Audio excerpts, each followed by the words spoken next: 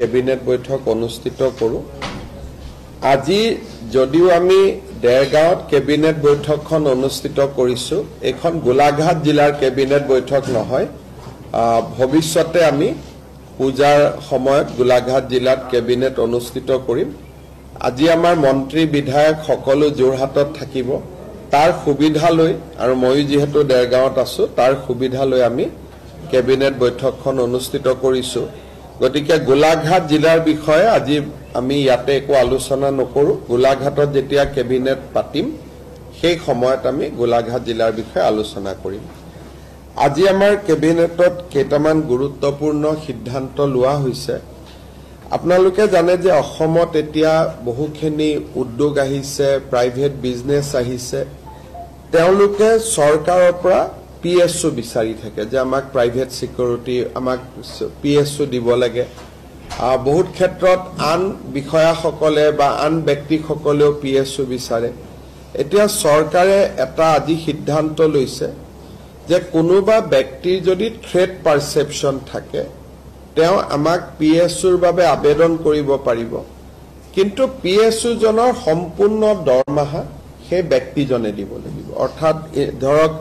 এতিয়া জাগিৰোডতে semiconductor industry আহিছে তেওঁলোকৰ বিষয়াসকলে কব আমাক PSU দিয়ক আমি PSU দিম কিন্তু আমাক 75000 rupees মাহত চৰকাৰক দিব লাগিব তাৰ মানে it will be paid PSU কিন্তু paid PSU হলেও সকলোৱে নাপায় যাৰ থ্ৰেট আছে ভাবুকি আছে জীৱনৰ প্ৰতি তেওঁলোকেহে পাব দ্বিতীয়তে আজি আমাৰ কেবিনেটত আমি আপোনালোকে জানে যে আমাৰ সুবুৰীয়া ৰাজ্য মেঘালয়ত বহুত বিলাক কনসাৰ্ট হৈ আছে কেইদিনমান আগতে আহমেদাবাদত কনসাৰ্ট হৈছিল কোল প্লে বুলি প্ৰায় GST হোটেলত থকা এই সকলো মিলি গুজৰাটে প্ৰায় এটা কনসাৰ্টতে 600 কোটি টকা উপাৰ্জন কৰা বুলি বাতৰি কাকতত এটা ইম্প্যাক্ট এনালাইসিস ওলাইছিল আজি অসমৰ কনসাৰ্ট ইকনমিৰ ওপৰত আমি বাজেটত কৈছিলো তাৰ আজি আমি পলিচিটো ইয়াত এপ্ৰুভ কৰিছো আৰু আমাৰ নামটোলে ডিসেম্বৰ মাহত গুৱাহাটীত আমি এটা ডাঙৰ কনসাৰ্ট এটা অনুষ্ঠিত হ'ব কনসাৰ্ট ইকনমিৰ আধাৰত আৰু কনসাৰ্ট ইকনমিৰ ভৱিষ্যতৰ ভেনু হিচাপে গুৱাহাটী ডিব্ৰুগড় আৰু যোৰহাটক আমি আজি কেবিনেটত অনুমোদন দিয়া হৈছে অৰ্থাৎ যি কোম্পানী কনসাৰ্ট অসমত অনুষ্ঠিত কৰিব আহিব তেওঁলোকক আমি তিনিটা স্থানত কনসাৰ্ট অনুষ্ঠিত কৰিবৰ বাবে আমি ইনস্পায়াৰ কৰিম এটা হল গুৱাহাটী এটা ডিব্ৰুগড় এটা যোৰহাট গুৱাহাটীত ইতিমধ্যে ডিসেম্বৰ মাহত এটা ডাঙৰ কনসাৰ্ট আহিব আমি ভাবু যে মেঘালয়ৰ লগত আমি এটা সুস্থ প্ৰতিযোগিতা এটা কৰিব পাৰিম নহলে গোটেই কনসাৰ্ট ইকনমিটোত অসম সম্পূৰ্ণৰূপে ইমান দিনে বাদ পৰি আছিল আজি আমাৰ কেবিনেটত এটা সিদ্ধান্ত লোৱা হৈছে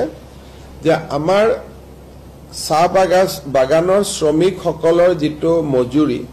250 টকা প্ৰতি দিনত হ'ব লাগে কিন্তু ATCL অসম চাহ বাগিচাৰ গাৰ্ডেন সমূহক আমি 220 টকা দি আছিল 1 অক্টোবৰৰ পৰা আমি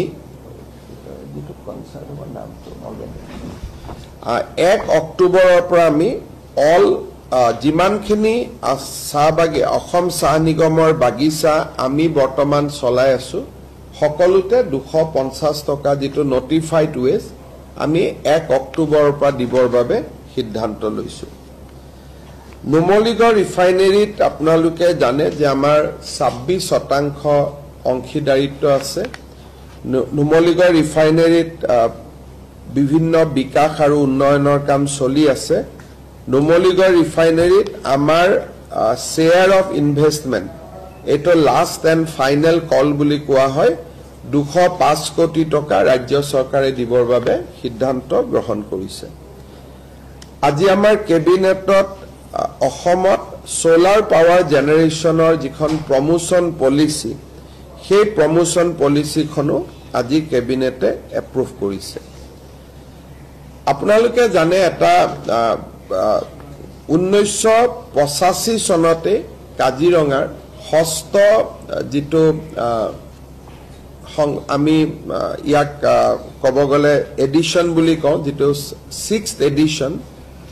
1985 চনতে তাৰ খসৰা প্ৰকাশ কৰা হৈছিল আজিলৈকে তাক চূড়ান্ত ৰূপ দিয়া হোৱা নাছিল আজি আমাৰ কেবিনেটে কাজিৰঙাৰ 6th এডিশনটো আমি চূড়ান্ত ৰূপ দিওঁ যেতিয়া কাজিৰঙাত আমি 6th এডিশনৰ ফাইনেল নোটিফিকেশন আজি আমি এপ্ৰুভ কৰিছো ইয়াৰ টোটাল হেক্টৰ হ'ব 47,291 হেক্টৰ কাজিৰঙাৰ 6th এডিশন আজি কেবিনেটে ফাইনেলি নোটিফাই কৰিছে ইমান দিন এটো এটা প্ৰিলিমিনাৰী নোটিফিকেশনৰ ওপৰত আছিল আজিৰ পৰা এটো চূড়ান্ত হল আৰু চূড়ান্ত বাউণ্ডাৰীটো আমি 47,291 হেক্টৰত আমি চূড়ান্ত কৰিছো এই চূড়ান্ত কৰোতে আমি ৰাইজৰ কেইবাটাও সমস্যা আজি সমাধান কৰিছো বিশ্বনাথ চাৰিআলি জিলাৰ গোপালজাৰণী গনাইটাপু জাবৰে থুতে চাপৰি বালিগাঁও বিশ্বনাথ ঘাট উমাতামনি এই গোটেই কেটা অঞ্চলক আমি কাজিৰঙাৰ ষষ্ঠ অনুসূচীৰ বাহিৰত ৰাখিছো উইদাউট ৰিডিউসিং দা এৰিয়া যেতিয়া প্ৰিলিমিনাৰী নোটিফিকেশন আছিল তেতিয়া 41,000 হেক্টৰ আছিল আজি আমি হেক্টৰ 47,000 কৰিলো বঢ়ালো কিন্তু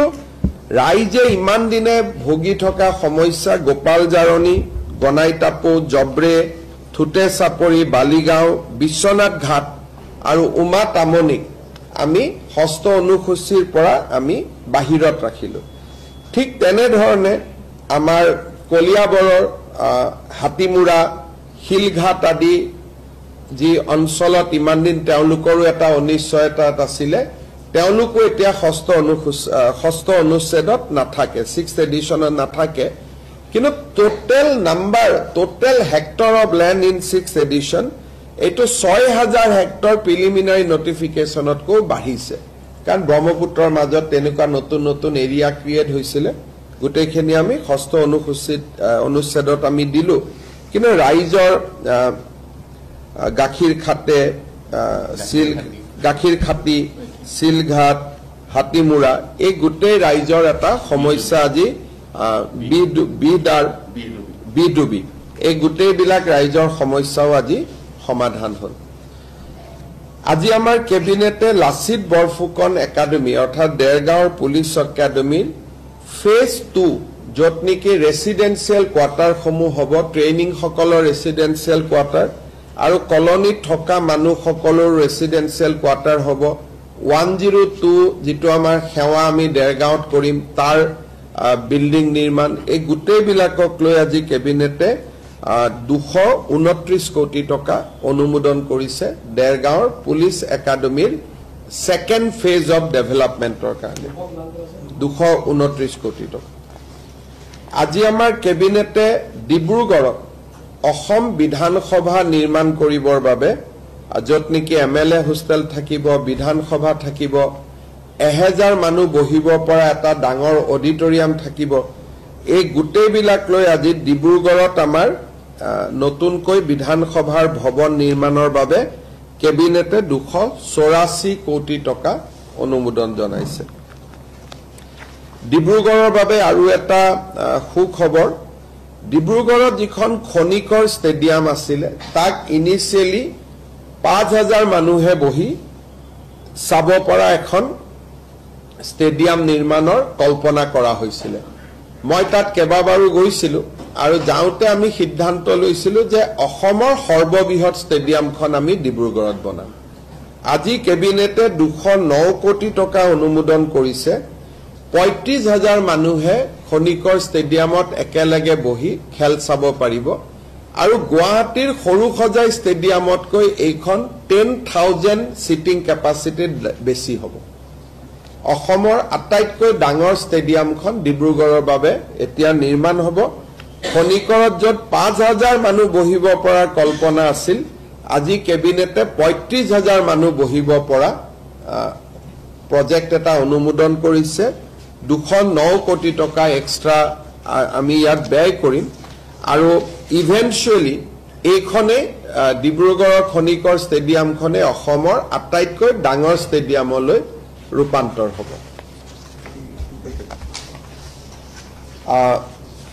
আমাৰ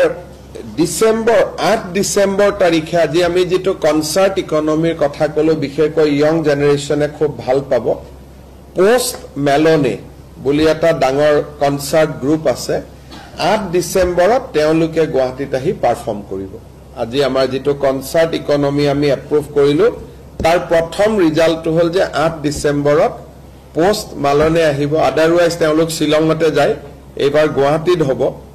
আৰু খনিকৰ আদি ষ্টেডিয়াম জোৰহাট হৈ গলে লাহে লাহে আমি জোৰহাট ডিব্ৰুগড়টো লৈ যাব পাৰিম but Post Malone show on 8 December in Guwahati is confirm আৰু এটো কি আমেৰিকান ৰক বেণ্ড হয় আৰু যদি আপোনালোকৰ কিবা খুদিবলগীয়া আছে মই ক'ব পাৰো নহলে আমাৰ পিছত এসপি কনফাৰেন্সৰ বিষয়ে মই আপোনালোকক 1:30 বজাত যোৱাৰ আগতে কৈ যাম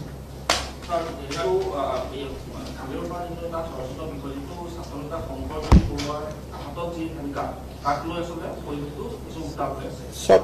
কথাটো এনেকুৱা তেখেতৰ বিৰুদ্ধে 307 ধৰা যেটো পুৰণা আইপিসি এটো এটা attempt to murder case register হৈছিল attempt to murder case register হলে তেওঁলোকৰ তেনেকুৱা আসামিক মাৰ্ডাৰ কেছ বা অ্যাটেম্পট টু মাৰ্ডাৰ কেছৰ আসামিক হ্যান্ডকাফ লগোৱাটো পুলিচৰ দায়িত্ব পুলিচে লগাব লাগে কিন্তু শংকৰজ্যোতি বৰুৱাৰ যেটো প্ৰতিষ্ঠা বা তেখেত এগৰাকী ছাত্ৰ নেতা আছিল আৰু স্বাভাৱিকভাৱে তেওঁ কটো পলাই আদি যোৱাৰ সম্ভাৱনা নাথাকে সেইকাৰণে মই নিজে এসপি ডিব্ৰুগড়ক ফোন কৰি কৈছো যে তেখেতক আপোনালোকে যাতে হ্যান্ডকাফ নলগায় কিন্তু অ্যাটেম্পট টু মাৰ্ডাৰ কেছৰ আসামি হলে হ্যান্ডকাফ লগালে আইনমতে কোনো তাত ভুল নহয় কিন্তু তেখেতৰ প্ৰতিষ্ঠাৰ প্ৰতি লক্ষ্য ৰাখি মই নিজে ইন্টাৰফেয়াৰ কৰিছো আৰু মই নিজে কৈছো যে এইবিলাক নকৰিব আৰু কোৰ্টৰ পৰা যোৱাৰ সময়ত তেওঁ হ্যান্ডকাফ লগোৱা নাই এগৰাকী মহিলাই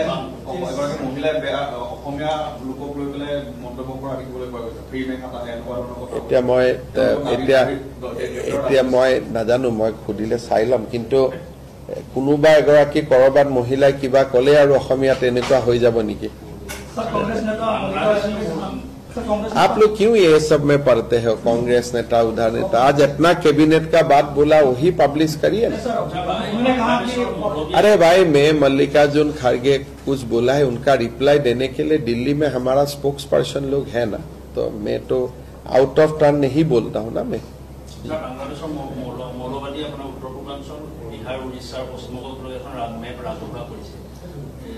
কৰাটো কোনো আপত্তি নাই মানুহে নিজৰ বস্তু নিজে লিখি থাকিব পাৰে আমিও এখন ম্যাপ উলিয়াই দিলে হল বাংলাদেশখনক অসমত লৈ পেলাই ম্যাপ বনোৱাত কাৰ আপত্তি আছে ম্যাপটো আমেৰিকাকো ভাৰতৰ লগত লৈ পেলাই বনাব পাৰে কিন্তু বনালে হ'ব নি গতিকে আমাৰো পুৰোহিত তেওঁলোকৰ মৌলানাই বনাইছে গতিকে আমাৰো পুৰোহিত বা পণ্ডিত বা বিদগ্ধ বাকি ব্যক্তিসকলে আমাৰো এখন ম্যাপ বনাব লাগে চিটাগং পোৰ্টক অসমক লৈ পেলাই এখন আমি উলিয়াই দিব লাগে সৰকাৰেতো নোৱাৰে কিন্তু পাবলিকেটো কৰিব পাৰে চিটাগং পোৰ্টখনক অসমত দেখুৱাই পেলাই আমিও আমাৰ ম্যাপ এখন উলিয়াই দিব লাগে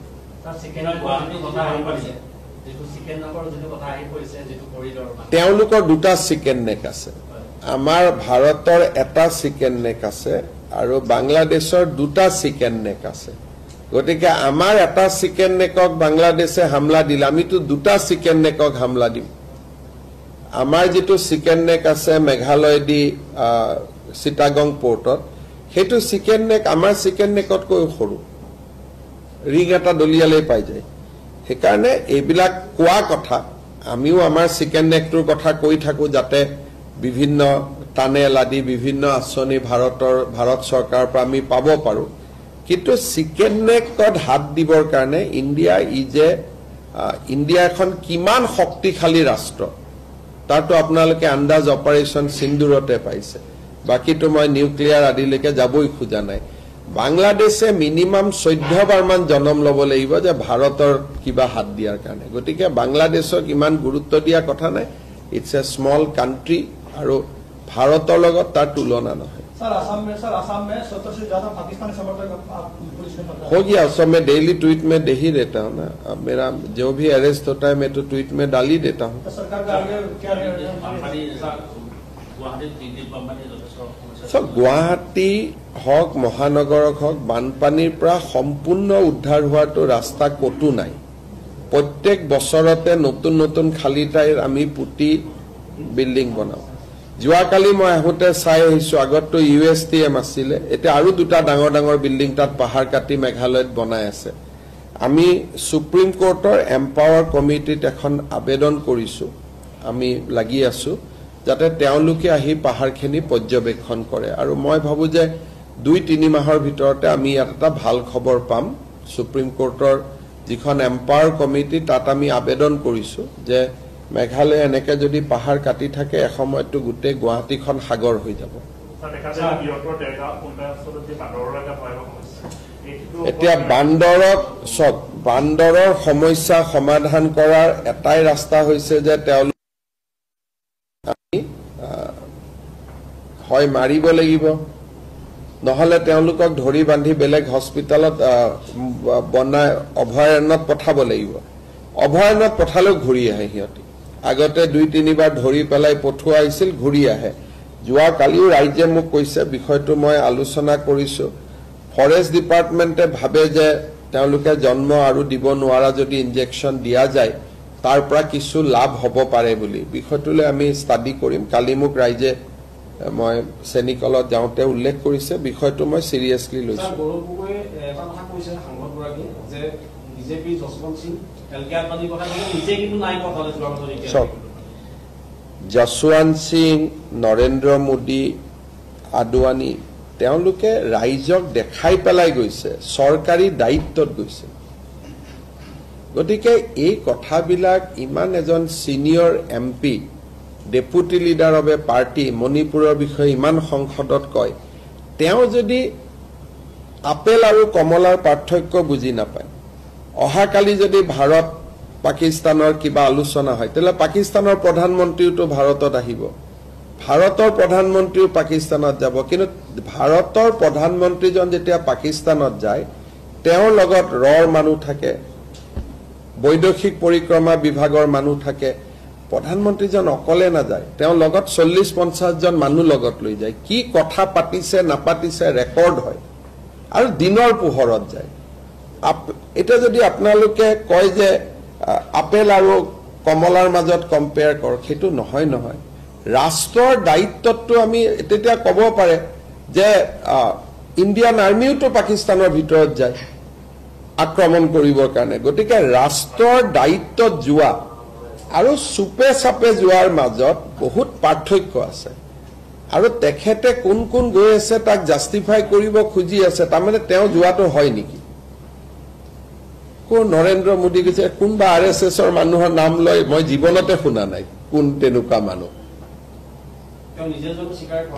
সেইটোকে তেওঁ বেলেগে যোৱাৰ উদাহৰণবোৰ দি আছে তাৰমানে মোৰ অভিযোগটো আপোনালোকেও আন্দাজ কৰিব পাৰিছে যে মোৰ অভিযোগটো সঁচা এতিয়া সক সেইটোতো আমি কিয় ৰব লাগে সেইটো আমি ডিসাইড কৰিম নহয় তেওঁ সোনকালে কৰোৱাব খুজি আছে যাতে মই প্ৰভুক হৈ কাগজ পত্ৰ নোহোৱাকৈ আপোনালোকক কৈ দিওঁ কিন্তু মইতো 25 বছৰ ৰাজনীতি কৰিলো না কেতিয়া কি ক'ব লাগে তো মই জানো গতিকে আমাৰ ডেট জানুৱাৰীতে 10 সেপ্টেম্বৰ দিছো যেনেকে বিয়া বাৰু কেতিয়াবা আপোনালোকে ক'ব নেকি যে বিয়াখন কিয় ডিসেম্বৰত ঠিক কৰিলে আজি এক ডেট কাল চাই কৰিব লাগে না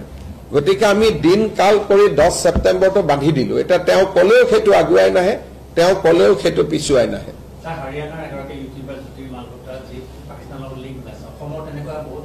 মই ভাবো যে জুটি মালহোত্ৰাতকৈ আমাৰ কেছটো বেছি সিৰিয়াস জুটি মালহোত্ৰাৰ কেছটো এটা ইউটিউবাৰ ডেকা ছোৱালী এজনী তাই গ'ল জাসুস হল বেলেগ কথা কিন্তু সংসদ যোনে নেকি ডাইৰেক্ট ঘূৰি আহি পেলাই জুটি মালহোত্ৰাই নিউক্লিয়াৰ ৱেপনৰ ওপৰত সংসদত কুৱেশ্যন কৰিব নোৱাৰে জুটি মালহোত্ৰাই ৰাফেলৰ ওপৰত কুৱেশ্যন কৰিব নোৱাৰে কিন্তু আমাৰ জনাই সংসদত নিউক্লিয়াৰ ৱেপন কোট আছে ৰাফেল কোট আছে কোস্ট গাৰ্ডে কোট কি ৰাখিছে গতিকে আমাৰ জনৰ লগত জুটি মালহোত্ৰা যদি 10 100 বাকী ইউটিউবাৰবিলাক আপুনি যিটো কৈছে মই বুজিছোঁ আৰু আমি সদায় এৰেষ্ট কৰিয়ে আছোঁ কোনোবা যদি পাকিস্তানত যোৱা নাম আছে মোক দি দিব জ্যোতি মালহোত্ৰাটো এতিয়া পাকিস্তানত তেওঁৰ ল'ৰা অসমৰ্থিত বাতৰি যে তেওঁৰ সন্তান এটাও তাতে আছে বুলি কৈছে গতিকে বাট মই ইমান নাজানো মই কেছটো ষ্টাডিও কৰা নাই তেনেকুৱা যদি অসমত আৰু কোনোবা আছে এজনৰ নামটোতো মই জানো আৰু যদি বাকী কিবা আছে নাম আপোনালোকে দিব ব্যৱস্থা ল'ম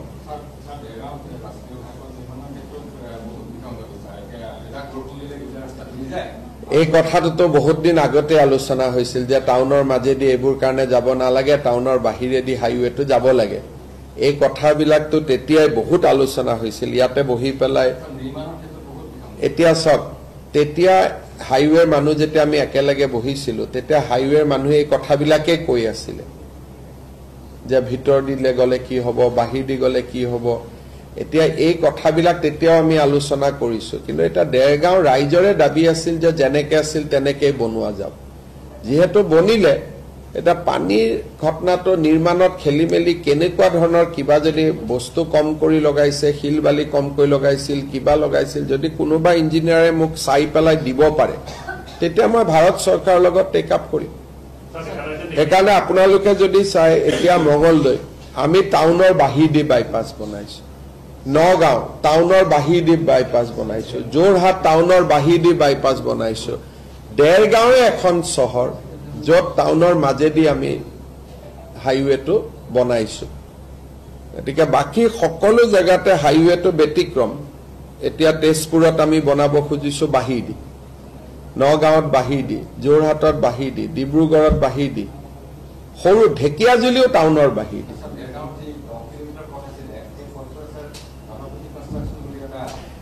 এইটো পৰ্যায়ত মুখ্যমন্ত্ৰীক লৈ নাযাব এইবিলাক আপোনালোকৰ মফচলীয়া সাংবাদিকৰ যিটো এৰিয়া তাত আৰু মুখ্যমন্ত্ৰীক লৈ নাহিব আৰু গণপতি তনপতি এইবিলাক নাম আৰু মই মোৰ কাৰণে এইটো যদি আপোনালোকৰ কিবা কমপ্লেইন আছে মোক লিখিত দিয়ক কি পইণ্টত কমপ্লেইন আছে মই গাডকাৰীজীৰ লগত টেক আপ কৰিম মই গণপতিৰ লগত কথা পাতিব নোৱাৰো কালি যেটো স্থানত আপুনি পোৱা গৈছিলে সেই জায়গাটো খুঞ্জাই বিধানসভা সমষ্টিৰ অন্তৰ্গত কিন্তু দেৰগাঁও ৰাজচক্ৰত আছিলে কেৱটাকে দেখা গৈছে যে সেই অঞ্চলটো মিছামৰা মৌজাৰ বৃহত্তৰ অঞ্চলটো খুঞ্জাই বিধানসভা সমষ্টিৰ দেৰগাঁও ৰাজচক্ৰত এতিয়া নাই তেনেকুৱাটো নহয় আমিতো ৰেভিনিউ চাৰ্কুল ক'তো বদলোৱা নাই এইটো আপোনাক কোনোবাই এনেই কৈছে আমি কোনো ৰেভিনিউ চাৰ্কুল যি গাঁও য'ত যেনেকৈ আছিল তেনেকৈ আছে আমি খালি ৰাইজৰ পৰামৰ্শহে বিচাৰিছিলোঁ কিন্তু কোনো ৰেভিনিউ চাৰ্কুল ৰেভিনিউ মন্ত্ৰী আছে যোৱা বছৰ যদি বিধানসভা সমষ্টি হোৱাৰ আগত যদি সেইটো দেৰগাঁৱত আছিলে আজিও দেৰগাঁৱত আছে সব মই মানিলো না সমজিলা তমজিলা সব মানিলো কিন্তু ৰেভিনিউ চাৰ্কুল য'ত আছে তেনেকৈ আছে আৰু খুমটাইত সমজিলাও হোৱা নাই आप काहे कोई ये सब में मुझको घिस रहा है